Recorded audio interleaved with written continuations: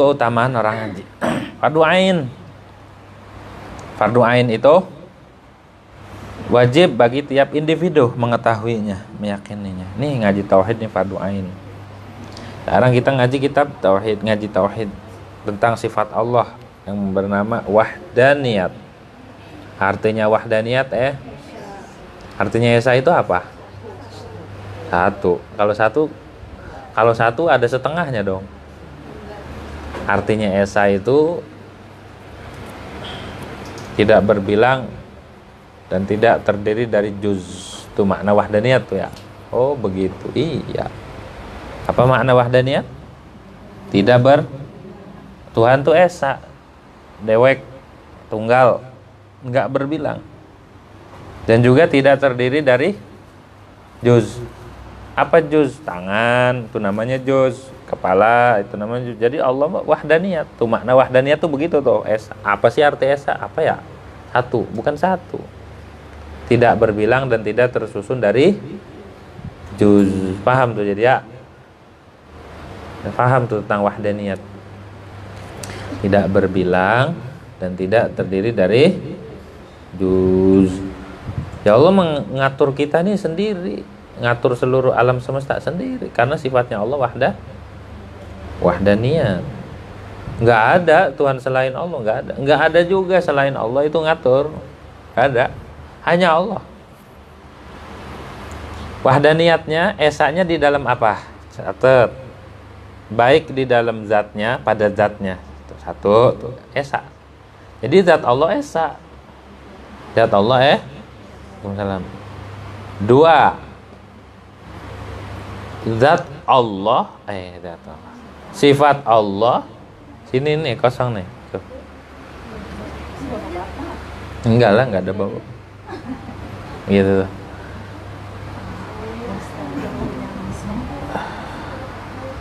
Artinya apa tadi? Sifat Allah esa. Jadi esa pada zatnya, esa pada sifatnya. Yang ketiga, esa pada perbuatannya. Esa pada perbuatannya. Ntar paham nih kalau begini nih. Nanti begini. Gitu tuh. Tadi makna wahdaniyat sudah tadi ya. Tidak berbilang dan tidak tersusun dari juz. Kalau kita nih kan terdiri dari juz. Ini manusia nih. Ada tangan, ada kaki, ada kepala, ada hidung, ada kuping, ada lidah dan segala macam. Itu namanya juz.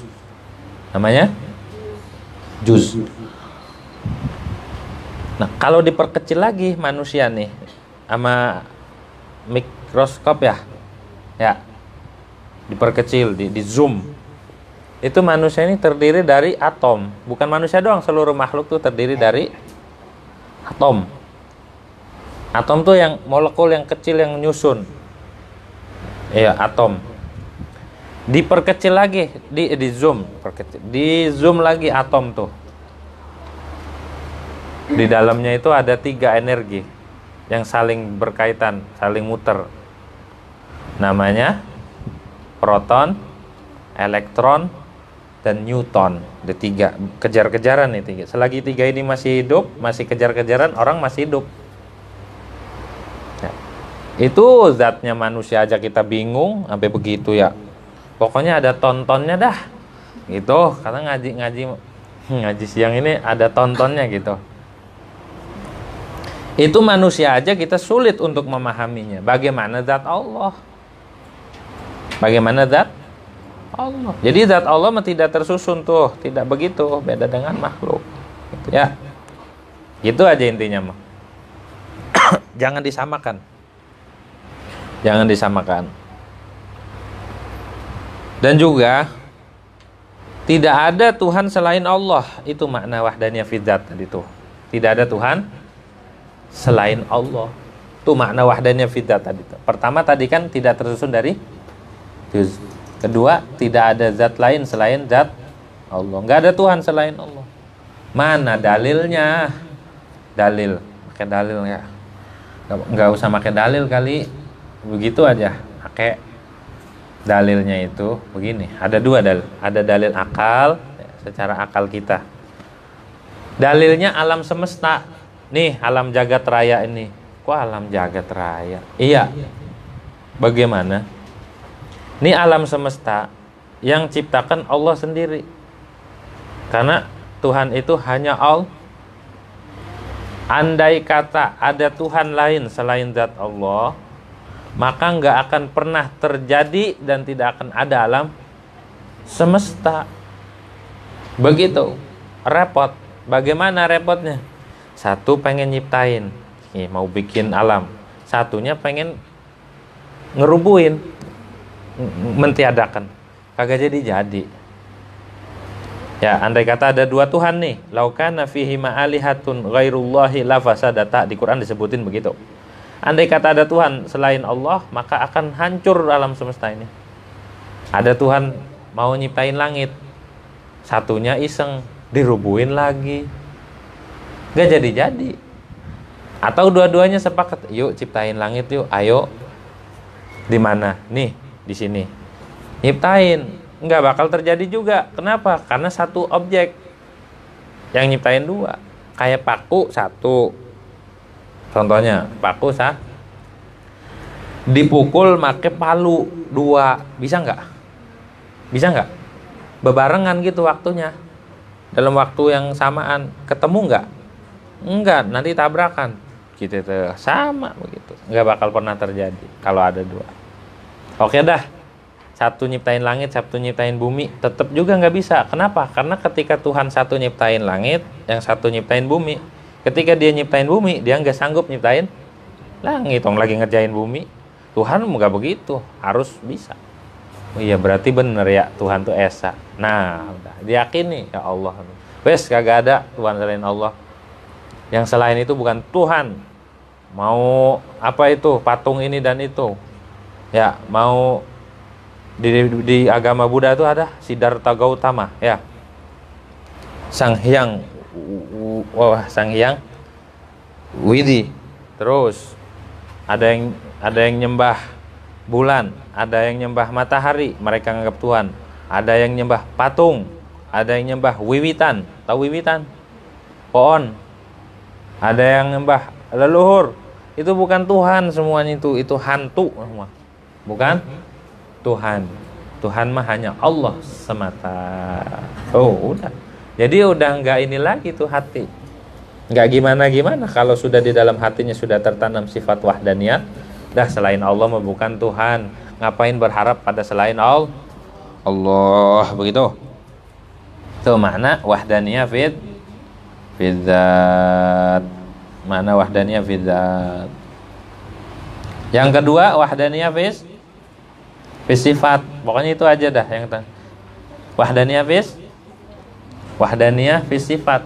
Sifatnya Allah esa. Kok esa? Kan ada 20. Maksudnya begini, sifat Allah itu esa, nggak double. Seperti Allah bersifat kudrat. Ya udah, Allah ciptakan alam semesta ini dengan satu kudrat, bukan dengan 2, 3 dan banyak, enggak. Itu namanya wahdaniyah sifat. Satu tuh pengertiannya. Emang puyeng udah nggak apa-apa, nggak paham juga. Begini emang ngaji tauhid mah puyeng. Ngaji tauhid mah begini. Tapi kudu. Namanya wahdaniyah apa katanya? Makna wahdaniyah sifat? Sifat Allah itu esa, artinya Allah tidak memiliki dua sifat yang sama nama dan fungsi, begitu. Mustahil Allah itu punya 2 atau lebih, 2 sifat atau yang sama namanya dan fungsinya. Mustahil.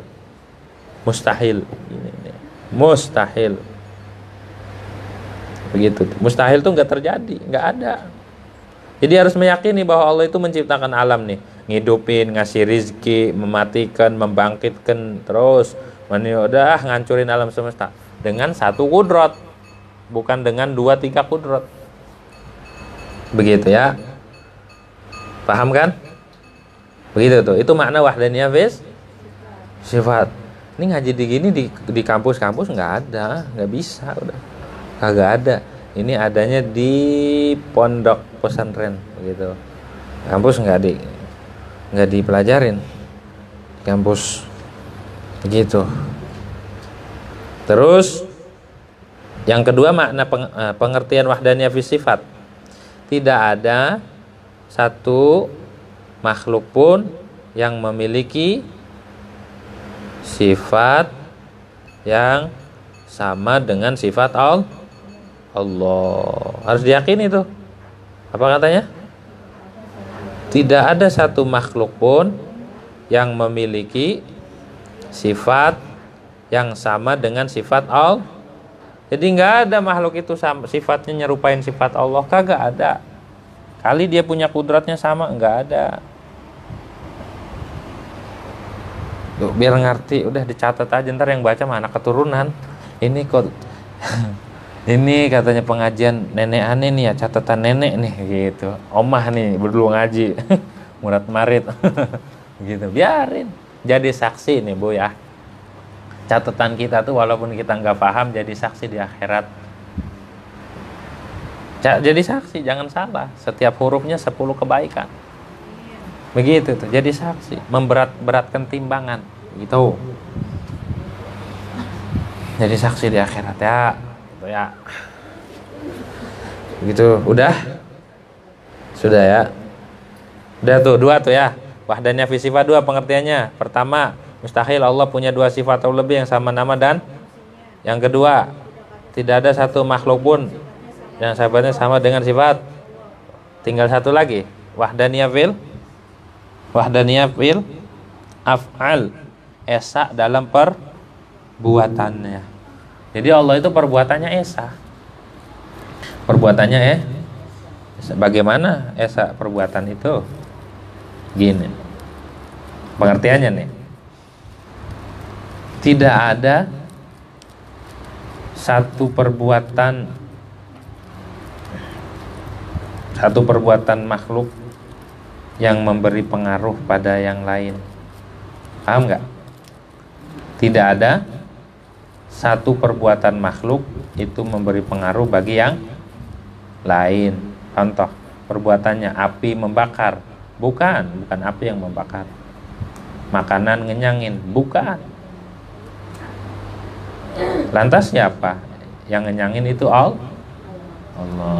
Tuh namanya wahdaniyah fil af'al, esa dalam perbuatan. Jadi hanya Allah pelakunya. Jangan nyalahin siapa-siapa. Kalau orang ngebakar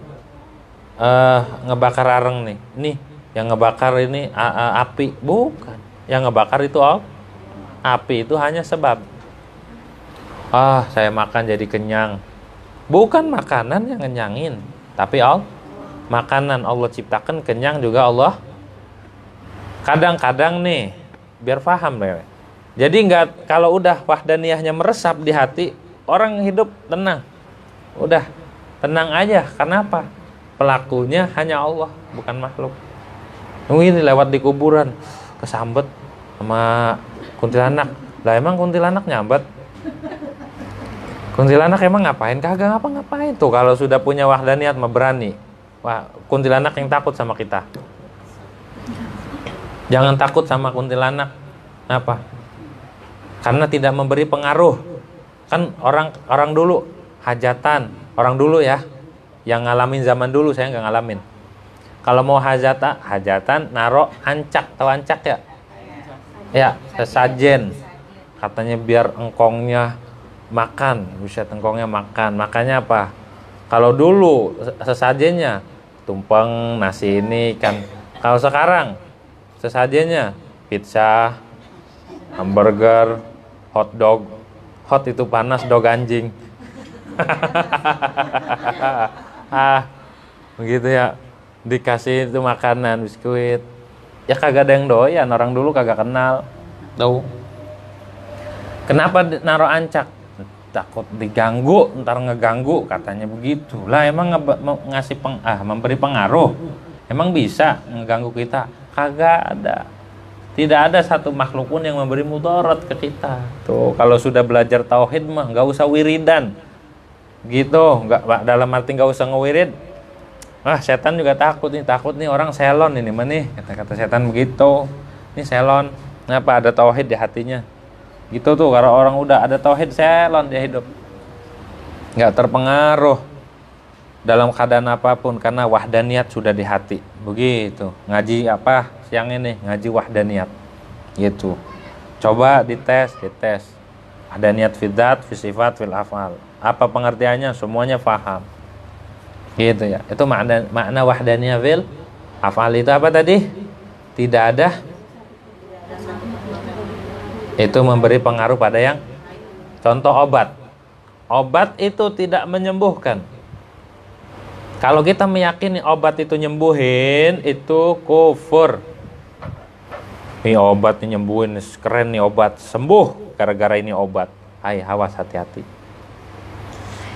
Tuh, kalau kita bertauhid selamat. Jadi kita ngomong gitu bukan obat, kita minum obat sekedar sabab. Sekedar sabab atau ikhtiar atau kasab. Sama tuh. Ada bahasa kasab, ada ikhtiar, ada sebab. Kita menyebab doang. Yuk minta doa sama Kiai Fulan biar sembuh, biar lancar urusan.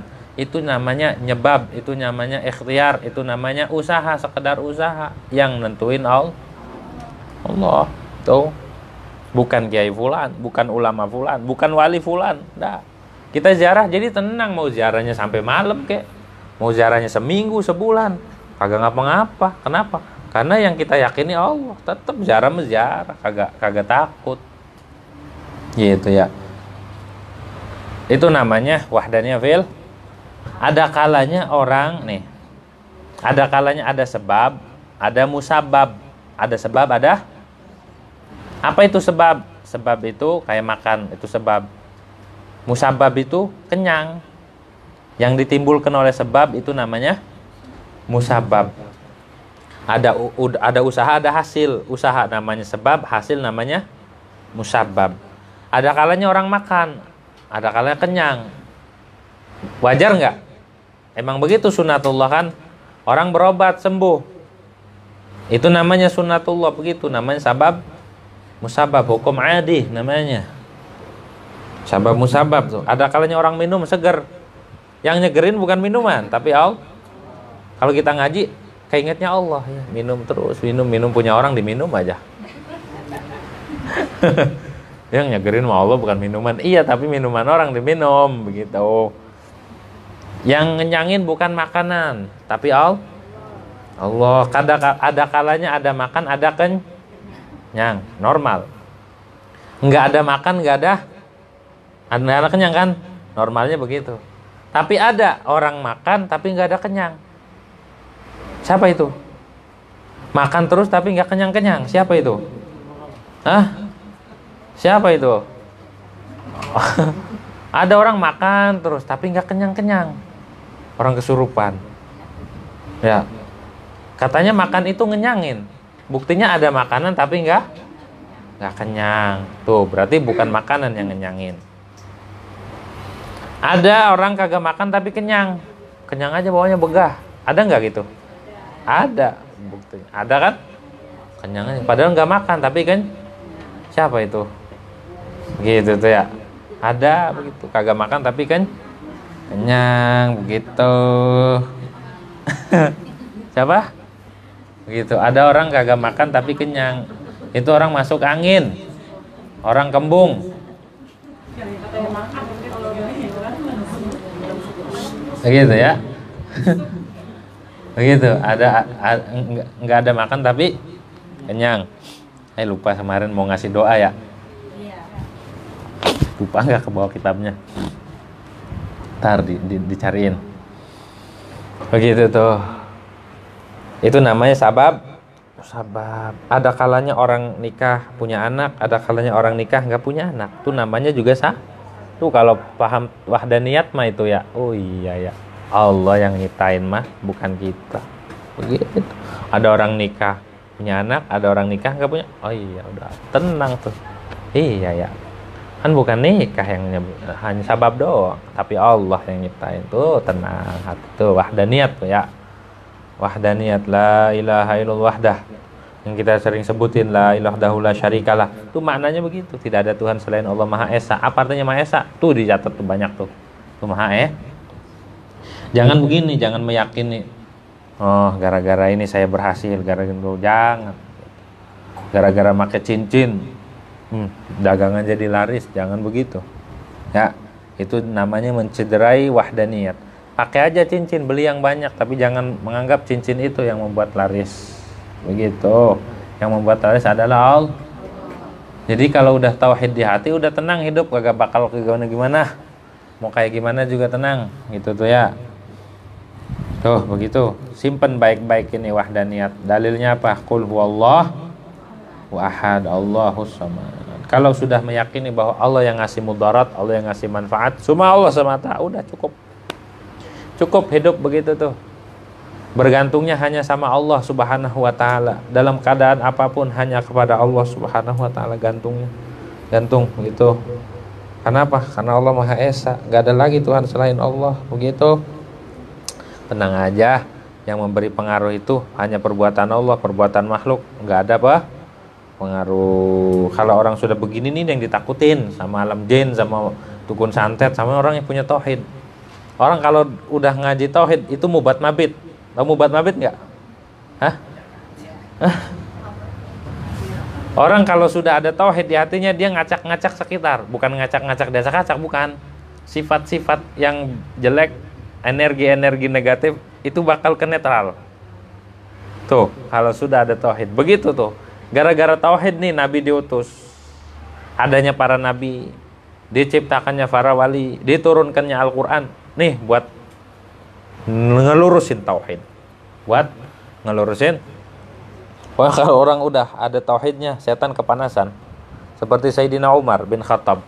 Tuh kalau lewat, setan lari sama bayangannya doang. Kenapa? Panas. Takut kalau orang udah ada tauhid di dalam hatinya. Orang masang susuk, orang masang ini, kalau ngaji tauhid udah hancur. Pasti hancur. Pasti nanti lebur. Pasti akan hilang. Gitu tuh. Orang udah kalau ngaji tauhid begitu tuh. Begitu tuh. Orang dulu kalau belum paham tauhid, uring-uringan, bener nggak? Gitu ya. Sama tetangga uring-uringan. Sama ini uring-uringan. Kesel gitu ya, maunya ngejenjet aja. Tapi kalau sedang ngaji tauhid, tenang aja, kipas-kipasan. Oh, enggak ke pasar, tenang gitu. Oh, enggak kerja, tenang aja gitu. Tenang hidupnya udah. Jadi orang senang kalau udah ada tauhid di hatimu, tenang gitu ya. Tenang aja. Jadilah akidah kita itu seperti akidah siapa? Akidahnya baik. Oh, akidahnya baik. Baik tuh. Bisa megang kagak? Bisa nggak dia bikin bubur? Bisa nggak dia bikin susu? Kagak bisa kan? Nggak bisa ngapa-ngapain. Gigi yang nggak punya. Serba lemah dia. Paling nangis. Bisanya nangis doang. Tapi dia udah berpegang sama Allah Subhanahu. Dia berpegang sama Allah. Dikasih sama Allah, dikasih rizki sejak dalam perut, dikasih rizki, dikasih makan sama Allah. Ketika udah lahir nangis, ya disusuin sama ibunya. Padahal dia nggak ngomong nggak? Mah nyusu mah, gak yang ngomong mau babanya, gitu kan? Bayi nggak ngomong, yang ngomong babanya, gitu. Bayi menangis aja, tapi emaknya paham. Itu cara lembutnya Allah, halus ya Allah ngasih rizki. Kebaik, halus banget caranya kasih. Udah gede terus dikasih rezeki. Bisa makan nasi, udah gede bisa makan ikan terus, udah gede bisa nyari ikan. Udah gede mainnya sama ikan mulu. Mancing. Udah gede katanya kasihan. Ngapa sih mancing mulu? Kasihan, Mbak. Kenapa? Nolongin ikan pada kelelep. Gitu kan. Mancing sih nolongin ikan gitu tuh ya. Nah begitu tuh cara Allah. Hanya Allah semata yang ngasih begitu. Hanya Allah semata. Jadi kalau udah ada tauhid di dalam hatinya, jangan takut. Dah hidup urusan rizki Allah yang ngatur, bukan orang lain. Urusan mati Allah yang ngatur. Urusan apapun Allah yang ngatur. Tuh kalau udah ada tauhid tenang aja tuh ya. Kalau sudah disimpan nih sifat 20 atau sifat wahdaniyatnya, udah langsung kita main hati. Langsung kita main ngobrol sama diri kita. Renungi. Ya, renungi. Ternyata selama ini saya salah. Begitu. Selama ini saya salah menyikapi. Selama ini saya tidak sadar sama Allah Subhanahu wa taala. Betapa tidak ada yang melakukan itu, hanya Allah semata, gitu ya. Kemarin mah begini. Sekarang enggak, udah cukup dengan Allah Subhanahu wa taala. Udah malam-malam juga itu Allah, begitu ya. Ambil netes air matanya Allah. Ambil sujud di hadapan Allah, ya Allah, begitu. Ampuni hamba ya Allah, hamba banyak dosa, hamba banyak teledor ya Allah, hamba banyak kurang, hamba tidak melaksanakan hak-hak sebagai hamba ya Allah. Kalau sudah ada tauhid di dalam hati hanya Allah. Ampuni ya Allah, dulu ngoreksi Allah, dulu enggak ini gitu. Begitu tuh. Dulu ngatur-ngatur Allah, sekarang mah ya udah ya Allah, ampuni ya Allah, ampun ya Allah, ampun. Begitu tuh. Begitu tuh ya, itu namanya wahdah. Orang kalau sudah tenggelam di dalam tauhid, orang kalau hatinya sudah tenggelam di dalam sifat wahdaniyat, maka sejatinya dia menemukan lautan atau samudra anugerah, samudra ilmu, samudra pemberian. Gak ada lagi tuh. Di hatinya gak ada selain Allah. Udah, di hatinya tidak ada selain Allah. Mau udah nggak ada pengaruh, tenang aja, tenang. Begitu tuh ya. Kalau sudah ada tauhid udah nyaman, udah nggak ngurusin orang. Bodoh saya mah sama Allah aja. Itu ngarahinya ke Allah, ngingetin diri, ya Allah, ingetin lagi lupa, ingetin lagi kepeleset, ingetin lagi taat, inget ke Allah, begitu. Lagi maksiat, inget ke Allah. Lagi dikasih nikmat, ingat ke Allah. Lagi dikasih musibah, ingat ke Allah Subhanahu wa taala. Begitu tuh. Itu manfaatnya ngaji tauhid. Terus ibadahnya juga bukan karena makhluk. Kita mau ngaji bukan karena makhluk. Kita sholat bukan karena makhluk. Kita puasa bukan karena makhluk. Ada kan orang kan puasa karena makhluk. Apa? Puasa biar dikabul hajatnya. Berarti bukan karena Allah, bukan Allah tujuannya, tapi hajatnya. Ya, puasa sekian hari, puasa ngewirid, tapi bukan Allah yang dituju. Padahal wahdaniyat kan, Allah semata. Ngapa selain Allah dituju? Gitu. Kalau ada orang aja sholatnya lama banget ya. Takbirnya ya Allah biar kedengeran sama Allahu Akbar. Ya, wiridanya dilamain, duduknya tapi giliran kagak ada orang. Ya, Allahumma lantas jalan, bukan Allahumma lantas salam. Allahumma lantas ya langsung aja udah. Gitu tuh ya. Itu namanya ngapusi bahasa Jawanya. Namanya ngapusi. Apa ngapusi? Nipu, bohong, kamuflase. Di depan orang aja begitu, di belakang giliran ada orang begitu. Yang baik itu di depan orang, di belakang sama aja. Nah, begitu. Kenapa begitu? Karena kita sudah ngaji wahdaniyat gitu tuh ya. Hanya bergantung kepada Allah Subhanahu wa taala. Yang ngasih rezeki Allah, yang ngasih hidupnya Allah, yang mematikan Allah, yang ngasih mudarat Allah, yang ngasih manfaat Allah, yang ngasih pahala Allah, begitu, yang ngasih sehat Allah. Itu baru hamba sejati, enggak kemana-mana ya. Tuh, yang wahdaniyat itu awas nih, sifat Allah seluruhnya wahdah. Mau sifat kudratnya Allah wahdaniyat. Mau sifat iradatnya Allah wahdah. Dan semua sifatnya itu wahdaniyat. Kok kayak orang berak sih gitu ya. Wahdaniyat. Begitu tuh. Terus mustahilnya tadi tuh. Mustahilnya wahdaniyat itu berbilang. Tuh ya, awas biar tahu. Ini ngaji penting ini. Ngaji fardu ain. Mustahilnya wahdaniyat apa? Berbilang atau tersusun dari juz. Itu mustahilnya ya, biar paham. Biar paham. Sudah tuh ya, itu pengertian wahdaniyat. Orang kalau sudah bergantung sama zat yang Maha Esa, udah mengesakan Allah zahir batin, sudah tenggelam dalam lautan tauhid, tawakal sama Allah, pasrah sama Allah, maka dijamin semuanya.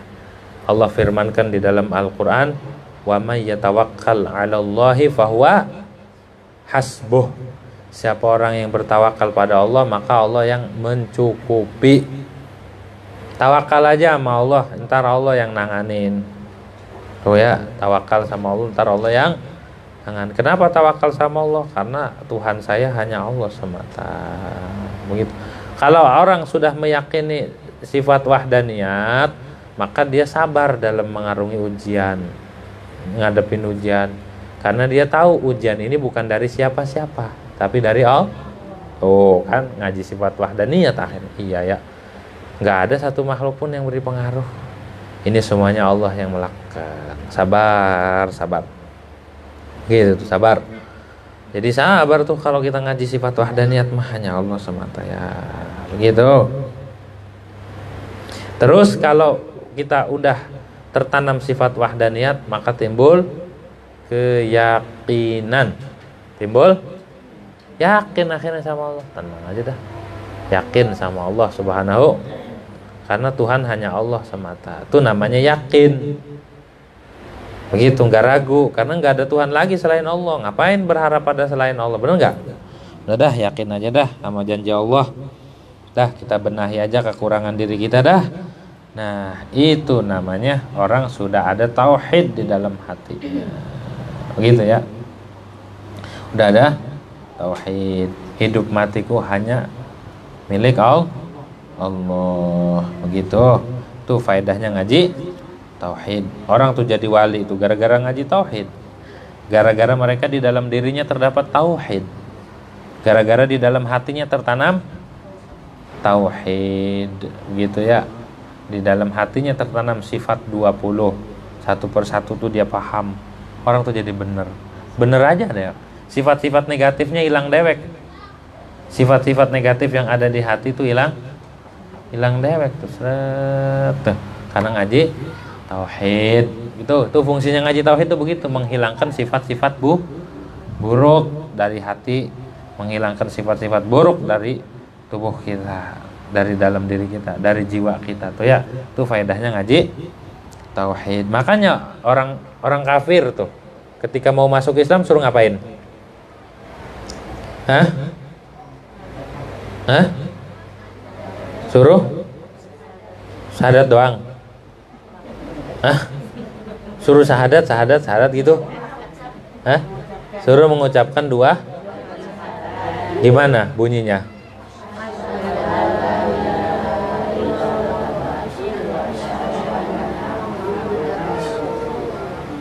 Begitu. Asyhadu an la ilaha illallah wa asyhadu anna Muhammadar Rasulullah. Artinya aku bersaksi atau aku yakin ya. Aku yakin bahwa tidak ada Tuhan selain Allah, dan sungguhnya utusan Allah. Itu gara-gara tauhid semua dosanya hilang, dihapus. Al-Islamu yajubbu kan. Islam itu bisa memotong, ngapus dosa yang dulu. Dosa apa aja dihapus dengan la ilaha. Tuh. Apakah gitu doang? Enggak, kita lagi ngaji maknanya tuh. Baru nyampe sifat wahdaniyat tuh sampainya. Itu makna la ilaha illallah. Kita ngucapin la ilaha illallah. Itu maknanya tuh, satu persatu kita bahas, kita kupas.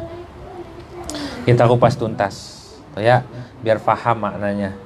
Bukan hanya sekadar la ilaha illallah Muhammad Rasulullah, tapi mengerti maknanya. Wajib soalnya mempelajari la ilaha illallah. Jangan sampai kita nggak tahu.